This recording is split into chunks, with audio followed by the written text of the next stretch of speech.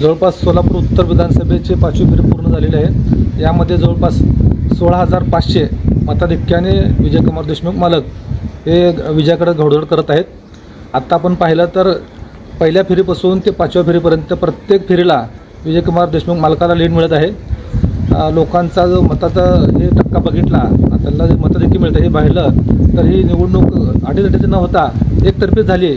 अशा पद्धतीचे चित्र आता हे निवडणुकीच्या निकालानंतर दिसून येत आहे। कोंडी, खेड, केगाव, बाळे, शेळगी आणि घरकुल या ठिकाणची मतमोजणी जवळपास पूर्ण होत आलेली आहे आणि यामध्ये 16,500चा लीड हे विजयकुमार मालकांना मिळालेला आहे आणि हेच मताधिक्याचा जो स्पीड आहे तो कायम राहिला असं आमची अपेक्षा आहे आणि निश्चितच विजयकुमार मालक या विजयाकडे घोडदौड करत आहेत। सकाळपासून आपण मतमोजणी केंद्रांवरती ठाम मांडून आहात सिंहगडच्या, तर ज्यावेळेस आपण महायुती म्हणून प्रचाराला सुरुवातीपासून विजयकुमार देशमुख मालकांसोबत आहात, काय त्यावेळेची परिस्थिती होती आणि काय राजकीय घडामोडी घडत होत्या?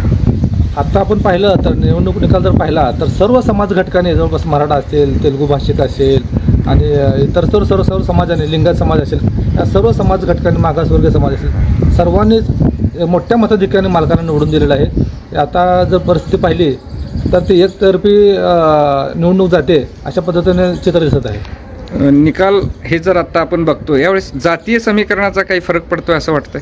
अजिबात नाही। ह्या जर निकालाचं समीकरण जर आता निकालाची जर मतमोजणीनंतर पाहिलं आणि त्यांना जो मिळणारा प्रतिसाद पाहिला तर सर्व समाज घटकांनी हे मालकाला प्रतिनिधित्व म्हणून निवडून देण्याचा प्रयत्न केलेला आहे आणि त्यांनी तशा पद्धतीने मतदान देखील केलेलं आहे। राज्यामध्ये काय परिस्थिती राहील असं वाटतं? महायुती निश्चितच राज्यामध्ये सरकार स्थापन करेल आणि आम्हाला अपेक्षा आहे की चांगल्या पद्धतीने सोलापूर शहराला देखील एक मंत्रिपद मिळावं अशा पद्धतीची आमच्या सर्वांची अपेक्षा आहे।